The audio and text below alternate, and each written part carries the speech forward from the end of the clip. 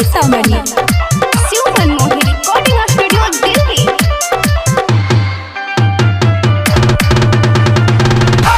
पलंगिया नहीं Lalba music director Lalba यहिया से कौना भौजी हमरो ई भइल बा। यहिया से कौना भौजी हमरो ई भइल बा। रे भौजी एको बरतिया में पलंगियो नहीं ललबा। रे भौजी एको बरतिया में पलंगिया नहीं ललबा।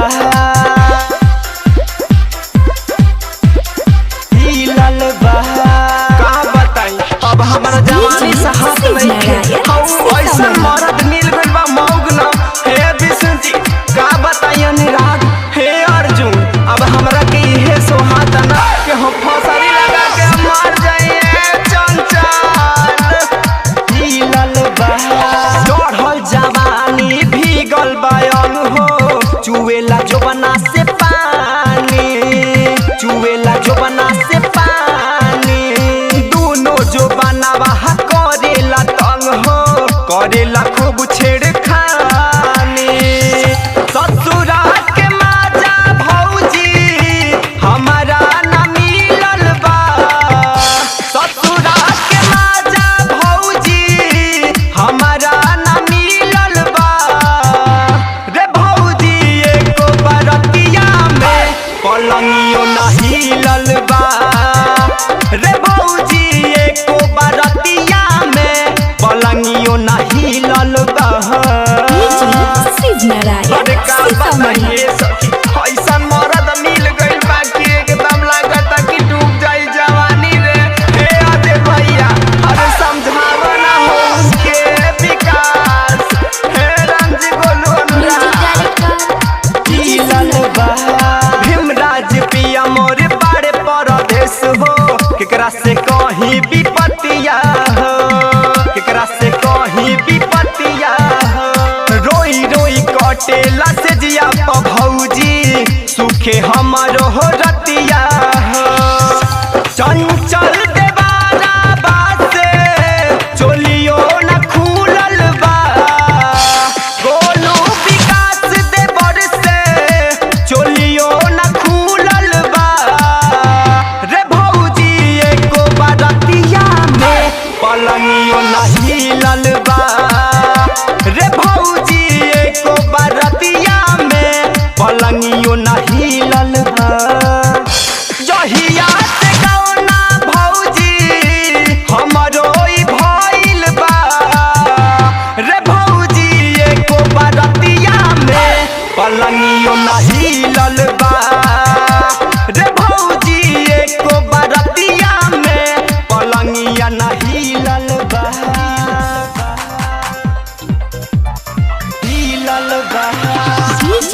शिव नारायण सीतामढ़ी। Shiv Manmohan recording studio Delhi.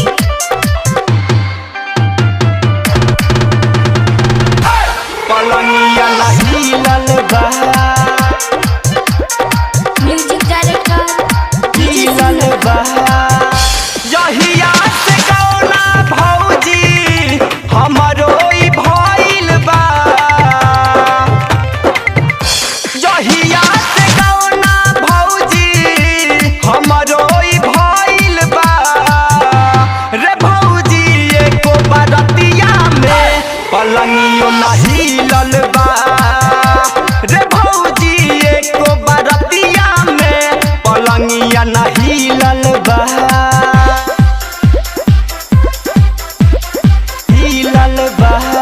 का बताई अब हमारा जवानी से हाथ लइके ऐसन मरद मिल गइल बा मौग न। हे विष्णु जी का बताई अनुराग हे अर्जुन अब हमरा के इहे सोहाता ना कि हम फसरी लगा के मर जाइए चंचल। चढ़ल जवानी भीगल बायन हो चुएला जोबना से पानी।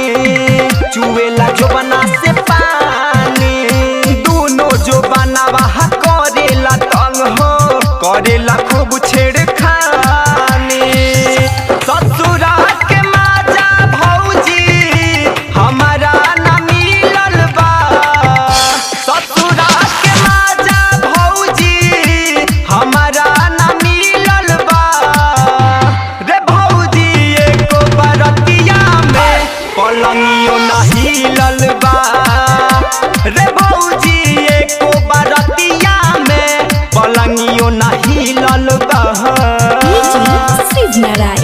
बताइए सखी ऐसन मरद मिल गइल बाकी एकदम लागता कि डूब जाई जवानी रे। हे अजय भैया अरे समझावा ना हो उनके विकास। हे रंजी गोलू भीमराज पिया मोरे बाड़े परदेश हो केकरा से कहीं विपत्तिया हो केकरा से कहीं विपत्तिया हो। रोई रोई कटेला से जिया भौजी सुखे हमारो हो रतिया हो। चंचल देवारा बासे चोलियो न खुलल बा गोलू विकास देवर से चोलियो न खुलल बा रे भौजी एको बारतिया में पलंगियो न हिलल बा रे भौजी एको बारतिया में पलंगियो न हिलल बा। जहिया से गौना भौजी हमरो ई भइल बा रे भौजी एको बारतिया में पलंगियो न हिलल बा रे भौजी एको बारतिया में पलंगिया न हिलल बा।